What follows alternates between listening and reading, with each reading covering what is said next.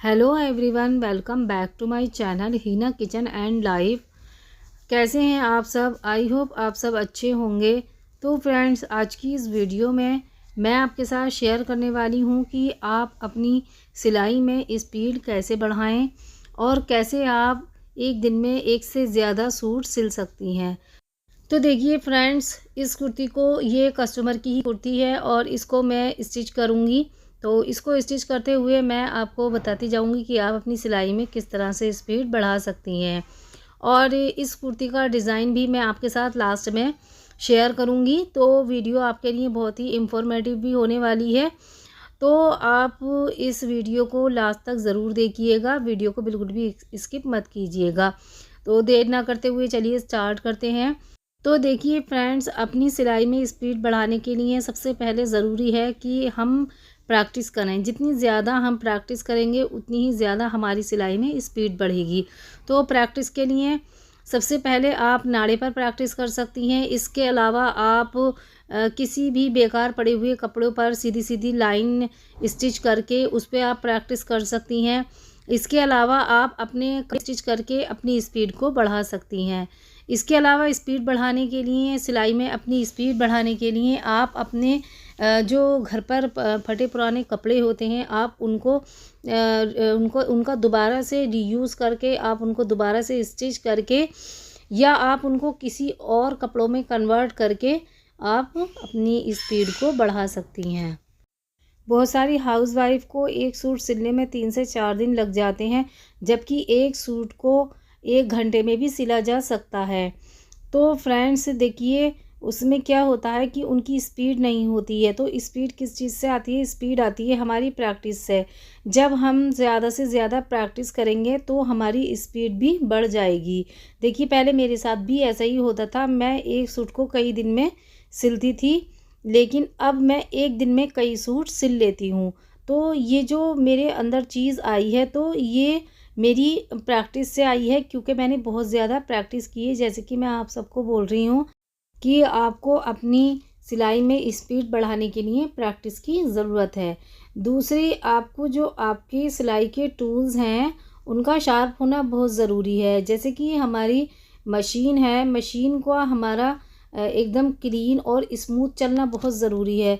इससे भी सिलाई पर इफ़ेक्ट होता है। जब हमारी मशीन सही नहीं चलती है, धागा तोड़ती है या फिर कहीं कहीं हमारी मशीन ख़राब चल रही होती है, तो क्या होता है, उसमें हमें बहुत टाइम लगता है। कभी हम धागा धागा बार बार मशीन तोड़ रही है, हम बार बार धागा डालते हैं, बार बार सिलते हैं, तो उससे भी हमारी हमारी सिलाई की स्पीड पर इफ़ेक्ट पड़ता है। तो सबसे पहले तो हमारी मशीन ही सही होनी चाहिए, हमारी मशीन एकदम स्मूथ चलनी चाहिए। दूसरे, हमारे पास जो सीज़र होती है वो भी हमारी एकदम स्मूथ और अच्छी तेज़ धार वाली होनी चाहिए कि हम फटाफट से अपने कपड़ों को सिल सकें। तो देखिए फ्रेंड्स, ये कुछ चीज़ें हैं जिनको ध्यान में रखकर आप अपनी सिलाई की स्पीड को बढ़ा सकती हैं। तो फ्रेंड्स, दूसरी चीज़ क्या है कि आपका जब आप सिलाई करें तो आपका पूरा ध्यान आपकी सिलाई पर होना चाहिए। आपको सिलाई करते हुए थोड़ा ब्रेक लेते रहना चाहिए। इससे क्या होता है कि आपको थकावट नहीं होगी। मैं इसी तरह से सिलाई करती हूँ कि मैं बीच बीच में थोड़ा ब्रेक लेती रहती हूँ, जिससे कि मुझे थकान भी नहीं होती है और मेरी सिलाई की स्पीड जो है वो प्रॉपर एक लेवल से चलती रहती है और मैं दिन में एक से ज़्यादा कई सूट सिल लेती हूँ। तो फ्रेंड्स, आपको इस बात का भी ध्यान रखना है कि आपको लगातार नहीं सिलना है, आपको थोड़ा थोड़ा ब्रेक लेते रहना है बीच बीच में। और आपका जब आप सिलाई करें तो आपका पूरा ध्यान अपनी सिलाई पर होना चाहिए। दूसरे, सिलाई करते हुए आपको एक कंफर्टेबल पोजीशन में बैठना चाहिए। इससे भी हमारी सिलाई की स्पीड पर इफ़ेक्ट पड़ता है। क्या होता है कि जब हम सिलाई करते हैं और हमारी बैठने की पोजीशन सही नहीं होती है तो हम बहुत जल्दी थक जाते हैं, हमारे बाजू थकने लगते हैं। तो उससे भी हमारी सिलाई पर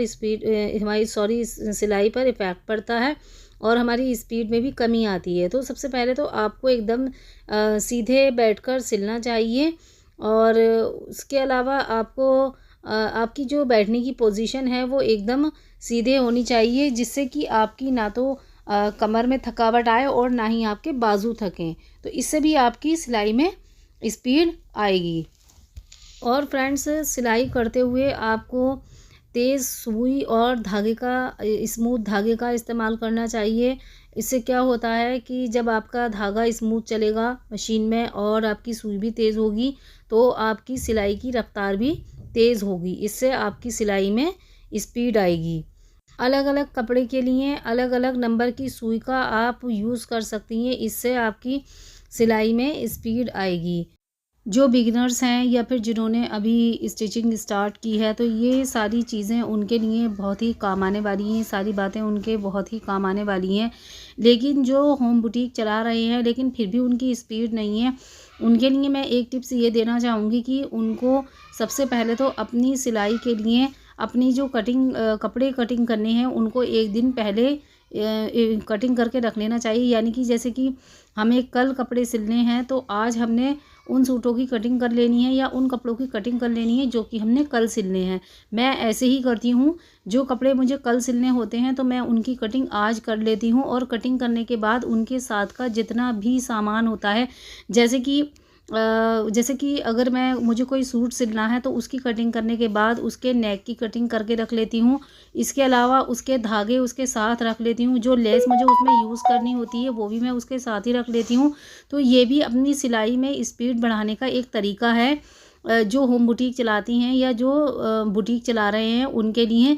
तो आप अपने सूटों की कटिंग एक दिन पहले कर लें, और इसके साथ ही जो सामान आप इस्तेमाल करने वाले हैं उसमें जो आप यूज़ करने वाले हैं, जैसे कि टैटरोन है या फिर उसमें धागे या फिर कोई लेस आप उसमें यूज़ करने वाले हैं, जो भी सामान आपने उन कपड़ों को स्टिच करने में यूज़ करना है, आप उस सारे सामान को आप उन कपड़ों की कटिंग के साथ ही, उन सूटों के साथ ही आप रख लें। और जब अगले दिन आप उनको स्टिच करेंगे तो आपको इधर उधर नहीं दौड़ना पड़ेगा कि पहले आपको धागा लाना है या आपको जो लेस उसमें यूज़ करनी है तो आप उसको लेस को लाना लेकर आना है। तो इन चीज़ों में क्या होता है कि हमारा टाइम बर्बाद होता है और हमारी स्पीड भी कम होती है।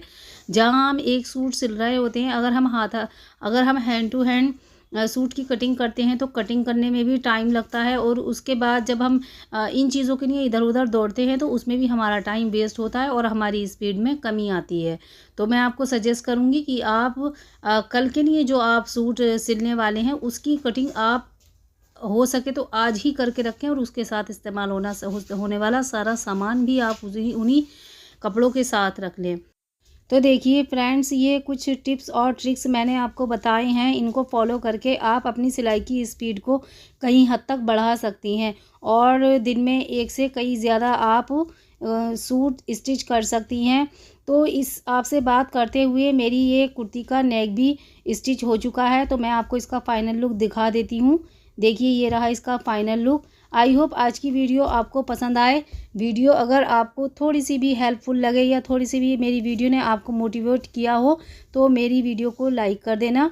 चैनल पर अगर आप न्यू हैं तो मेरे चैनल को सब्सक्राइब कर लेना। तो मिलते हैं नेक्स्ट किसी और मोटिवेट वीडियो के साथ। तब तक के लिए अल्लाह हाफिज़।